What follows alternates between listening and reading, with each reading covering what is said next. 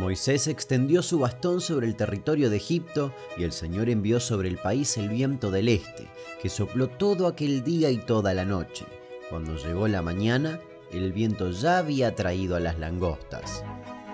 Así es como la Biblia menciona la octava plaga, las langostas, una metamorfosis de algunas pocas especies de saltamontes. El saltamontes es, de por sí, solitario. Le gusta pasearse por las hojas comiendo de manera tranquila y relajada.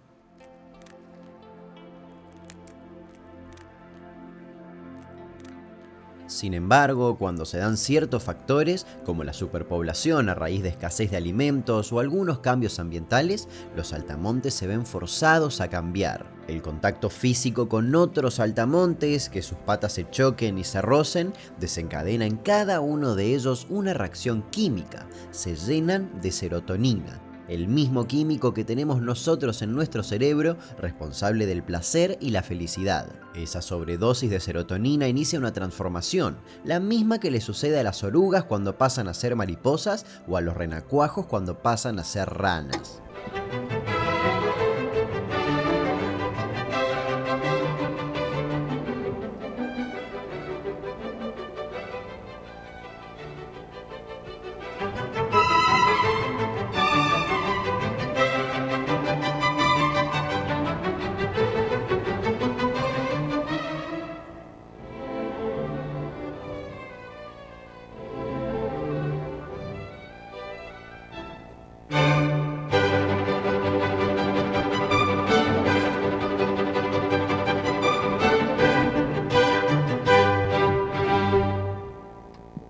Esta metamorfosis se completa solo en unas horas, y el resultado es un ser que ahora no solo cambió a un color café o amarillo, sino que también ahora tiene un cerebro más grande, músculos más fuertes y alas más robustas. Pero el cambio no es solo físico, también cambia su actitud.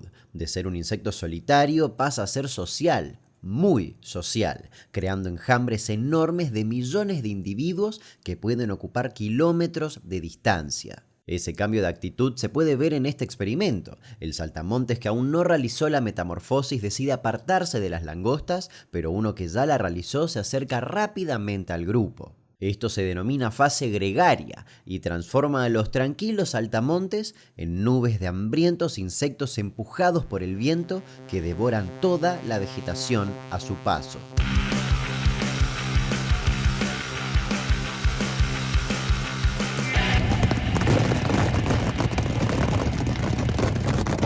Un pequeño enjambre de langostas puede comer en un día lo mismo que 35.000 personas. Además, van poniendo 1.000 huevos por cada metro cuadrado de tierra. Tienen una excelente percepción de su entorno, lo que las ayuda a detectar amenazas y a buscar ambientes favorables para su desarrollo. Esta capacidad de responder rápidamente a los cambios a su alrededor le permite explotar al máximo todos los recursos disponibles. Si bien son omnívoras, tienen una gran preferencia por las plantas, especialmente por los cultivos, lo que las convierte en una amenaza muy seria para la agricultura. También tienen un impacto ecológico significativo. Al consumir grandes cantidades de vegetación, las langostas pueden alterar los ecosistemas, afectando la disponibilidad de alimentos para otras especies. Esto puede provocar una disminución en la población de herbívoros y a su vez afectar a los depredadores. Es una pequeña pieza que falla dentro de un gran mecanismo.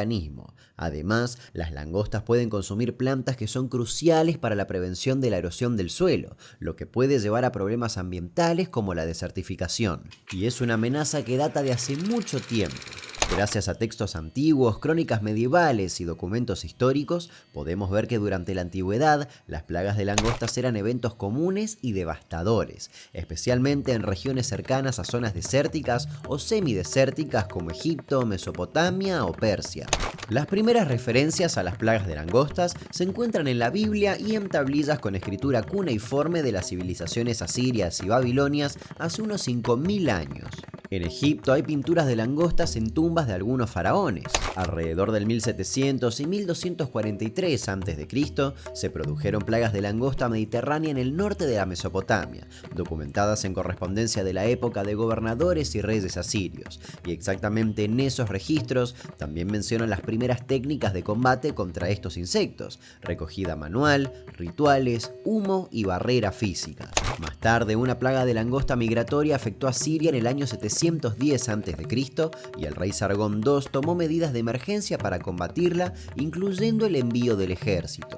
En los diarios astronómicos babilónicos, que datan de entre los siglos IV y I a.C., ofrecen descripciones detalladas de 35 episodios de plagas de langostas, sus impactos en las cosechas y en los precios del cereal. Durante la Edad Media, el manejo de las plagas de langostas estaba fuertemente influenciado por la religión y las supersticiones. En España, por ejemplo, estos eventos eran vistos como castigos divinos y la solución radicaba en el arrepentimiento y la misericordia divina. A mediados del siglo XVI comenzaron a surgir intentos de abordajes un poco más científicos. En 1620, por ejemplo, Iván de Quiñones escribió un tratado científico sobre las langostas, proponiendo métodos para su control. Los archivos de la época documentan gastos dedicados a la extinción de estas plagas, gastos generalmente pagados por los pueblos afectados, incluidos aportes de la iglesia o hasta préstamos reales. A finales del siglo XIX, las plagas seguían siendo un grave problema. Por ejemplo, en España, alrededor de 1840 y 1870 hubo plagas que duraron varios años y afectaron a más de una decena de provincias. Los informes de la época, como la memoria presentada a la Comisión Provincial para la Extinción de la Langosta de 1875, detallan los esfuerzos y recursos empleados en la lucha contra la plaga. Ahí hablaban del oscurecimiento del cielo por las langostas y el impacto inmediato de destrucción y desolación donde quiera que se posaban. Incluso se menciona un incidente en el que las langostas invadieron la vía férrea, dificultando el movimiento de los trenes hasta el punto de que los empleados tuvieron que limpiar los raíles de langostas aplastadas para permitir el paso de los mismos. Los métodos para combatirlas incluían estrategias preventivas como destruir los huevos antes de que eclosionaran, especialmente durante el invierno. Esto implicaba identificar las zonas de desove, realizar arados superficiales para desenterrar y destruir los huevos y utilizar ganado porcino o aviar para que se alimentaran de ellos. En 1900 se estableció un servicio agronómico para la lucha contra la langosta, con ingenieros y peritos agrónomos encargados de inspeccionar las provincias y realizar informes detallados. En 1915, una plaga de langostas en Palestina afectó gravemente a la agricultura de la región. Unos años después, en 1921, Boris Petrovich Uvarov estudió las langostas e identificó que los saltamontes solitarios y las langostas gregarias eran en realidad la misma especie en diferentes fases. Antes se creía que eran especies diferentes, pero Uvarov demostró que un único individuo puede cambiar de una fase a otra en respuesta a la densidad de la población. Es decir, en este momento se descubrió lo que mencioné al principio del video. A principios del siglo XX se comenzó a emplear la gasolina como combustible en el control de langostas, un método que se generalizó por su eficiencia. También se desarrollaron técnicas más avanzadas, como el uso de insecticidas específicos llamados langosticidas y más adelante pesticidas. Durante los años 30, las plagas estaban más o menos controladas gracias a campañas anuales preventivas. Sin embargo, la Guerra Civil Española interrumpió esas campañas, lo que llevó a una plaga significativa en 1939 que afectó al menos a Ciudad Real. Después de la guerra, se reanudaron las campañas anuales, logrando un control más efectivo de la langosta mediterránea. Durante los años 1940 y 1950, diversas plagas afectaron a países africanos, pero la peor de la época fue la de 1988 en África del Oeste, afectando a más de 20 países, de una región ya vulnerable y requiriendo una respuesta internacional masiva para su control. Esta plaga se inició en 1986 con un brote de langostas en el desierto en Sudán, Eritrea y Etiopía. Los conflictos armados en estos países impidieron un control adecuado, lo que permitió que las langostas se multiplicaran y se movieran hacia el oeste a través de Sahel. Luego hubo una reproducción masiva en las montañas de Malí, Chad, Níger, Sudán, Senegal, Mauritania, Marruecos, Arabia Saudita y el sur de Argelia hasta principios de 1989. Las operaciones de control abarcaron unas 25,9 millones de hectáreas, principalmente para proteger zonas de cultivo en riesgo inmediato, pero los conflictos armados, la falta de preparación, las presiones por brotes simultáneos y áreas de reproducción remotas hicieron que la intervención sea tardía. La plaga terminó en la primavera de 1989 gracias a una suma de 4 factores: un frente de tormenta, un invierno frío, un clima seco y un control efectivo en África del Norte. A pesar del final de la plaga, las langostas ya habían devorado grandes extensiones de cultivos y pastizales. Áreas que ya enfrentaban desafíos debido a la pobreza y la falta de recursos fueron especialmente vulnerables a esto. Al ser la agricultura un sector económico clave en muchos de los países afectados, la economía sufrió grandes pérdidas, además de que el uso de pesticidas para controlar la plaga tuvo consecuencias ambientales. El costo de las operaciones de control fue de unos 310 millones de dólares. Sin embargo, la plaga de 1988 sirvió para hacer un caso de estudio y aportó mucha nueva información sobre la necesidad de preparación, vigilancia y rápida respuesta a futuras invasiones. Años más tarde, entre el 2003 y el 2005, esta vez varios países del noroeste africano, incluyendo Mauritania, Malí y Senegal, sufrieron una nueva invasión de langostas, con un impacto significativo en la seguridad alimentaria. En ese año, 2005, se estrenó la película Langostas, la octava plaga.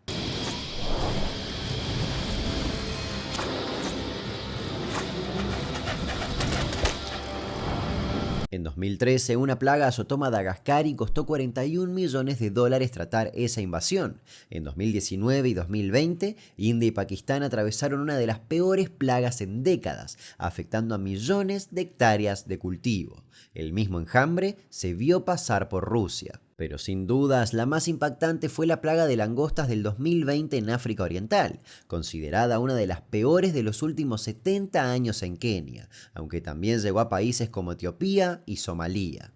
They're so frightening, they're mentioned in the scriptures as divine punishment. Esta invasión se originó en 2019 luego de una serie de condiciones que favorecieron la explosión en el número de langostas, lluvias inusualmente altas en lugares normalmente secos y ciclones en el Océano Índico, lo que permitió la formación de lagos en los desiertos y fomentó una reproducción intensiva de langostas, así como más vegetación para que se alimentaran. Además, la arena mojada evita que los huevos, que son enterrados a 3 o 4 centímetros, mueran cocinados por el sol. Tuvo su pico en 2020, afectando a países que llevaban décadas sin tener problemas con las langostas. Los enjambres tenían el tamaño de Manhattan y en un día comían toda la comida que come la población de Kenia. En abril de ese año, las restricciones de viajes por COVID-19 comenzaron a obstaculizar los esfuerzos de control, impidiendo el transporte de pesticidas, equipos y personal. As COVID-19 threatens the people,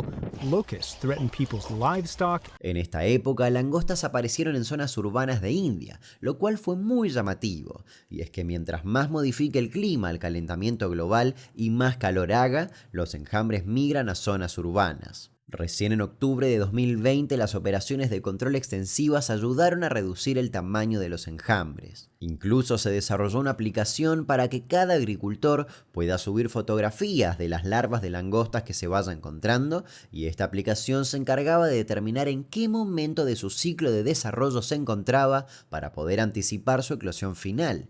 Esta aplicación permitió construir en días un mapa completo sobre el momento en que eclosionarían las langostas, dando comienzo a una plaga. Cabe aclarar que siguieron siendo una amenaza significativa en varios países hasta febrero de 2022, cuando oficialmente se declaró que el aumento había terminado. Las langostas devoraron más de 2 millones de hectáreas de tierra, de las cuales 70.000 pertenecían solo a Kenia. Esto no solo causó una pérdida inmediata de alimentos, sino que también comprometió la seguridad alimentaria a largo plazo en la región. Contener la plaga costó al menos 138 millones de dólares y algunas comunidades se vieron forzadas a desplazarse en busca de alimentos y recursos. Dato de color: a raíz de estas frecuentes invasiones, hay personas en Kenia que se encargan de recolectar langostas y venderlas. En junio de 2023, una plaga de langostas descendió en los cultivos de Afganistán, país donde casi el 85% de la población vive en la pobreza después de décadas de guerra que drenaron su economía.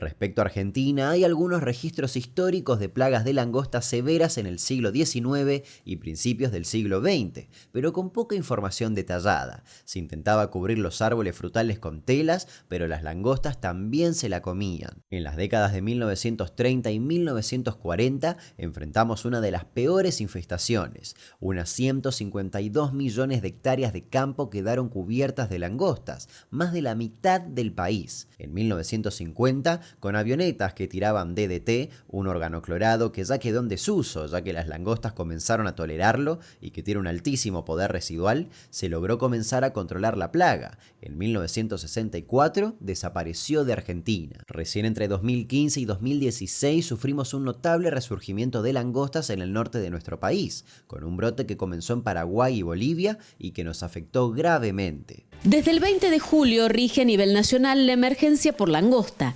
La plaga que ingresó a Se Córdoba originó a raíz de largos periodos de sequía seguidos de lluvias intensas que, como dijimos, formaron un ambiente ideal para la reproducción y expansión de estos insectos. Algo visto, nunca visto. Miren lo que es esto de langosta, por Dios. Esto es increíble.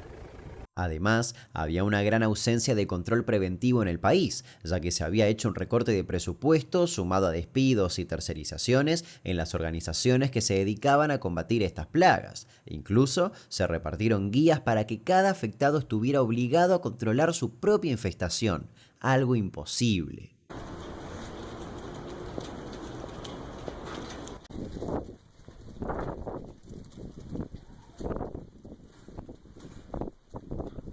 En 2017, con la langosta ya sentada en 8 provincias de nuestro país, se habilitó el uso de órganos fosforados para combatirla. Un gran peligro, ya que es un neurotóxico e incluso puede matar a abejas y a otros polinizadores beneficiosos. Sin embargo, era una de las pocas soluciones. Fue considerado el peor brote en las últimas décadas. Hubo otro en 2020, también originado por sequías, lluvias intensas y vegetación abundante, que se desplazó desde Paraguay. Ingresó al país a finales de mayo desde Paraguay y se ha desplazado ya unos 1000 kilómetros por varias provincias. Además, podría trasladarse hacia sus vecinos Uruguay o Brasil. Mira toda esa nube negra. Langosta. Impresionante. Qué locura, loco. Se viene el fin del mundo.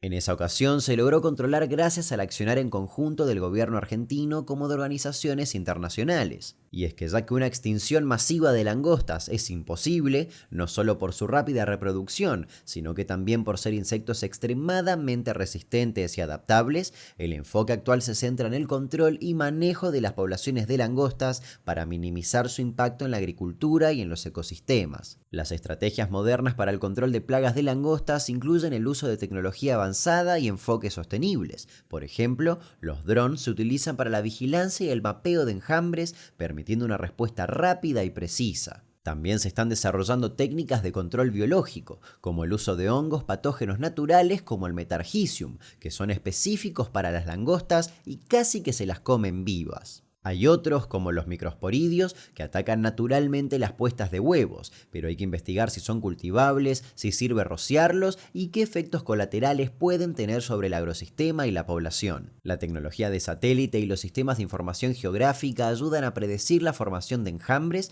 basándose en datos climáticos y ambientales. Y como vimos, también se hicieron aplicaciones y grandes avances en fórmulas de insecticidas más seguros y específicos. Aunque los insecticidas químicos fueron una herramienta común en el control de langostas, su uso masivo generó controversia, ya que hay lógicas preocupaciones sobre su impacto ambiental. También hay páginas desde donde se puede monitorear dónde se están formando los enjambres. Constantemente se intenta comprender aún mejor el comportamiento de estos insectos, con solo decir que se crean entornos virtuales que engañan a la langosta para entender su comportamiento durante la fase gregaria. Se le ponen chips en la médula espinal para ver cómo reacciona su cerebro y cuidadosamente se ponen traqueadores individuales a miles de ellas para poder crear un modelo 3D del enjambre y de paso analizar su mecanismo de alimentación o contra posibles depredadores. Y no debemos olvidar que el cambio climático tiene un impacto significativo en la frecuencia y severidad de las plagas de langostas, ya que los cambios en los patrones de lluvia y temperatura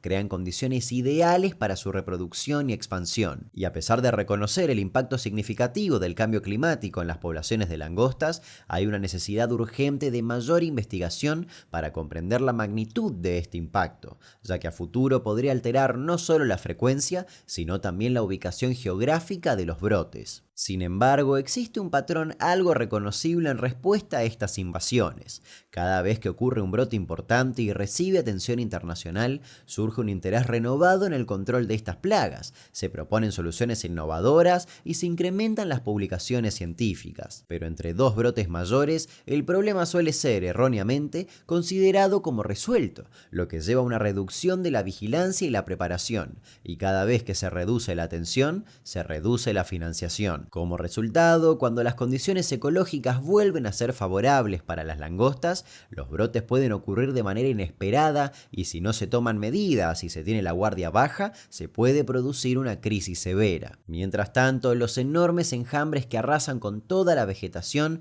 seguirán apareciendo y modificando la vida de los seres humanos, ya que, a pesar de todo, no somos más que dos especies intentando alimentarse. Si este video te gustó, te recomiendo Hormigas de Argentina al Mundo, donde te explico cómo la hormiga argentina está dominando esta tierra, y Hongos, creadores de vida, donde nos sumergimos en el maravilloso mundo fungi.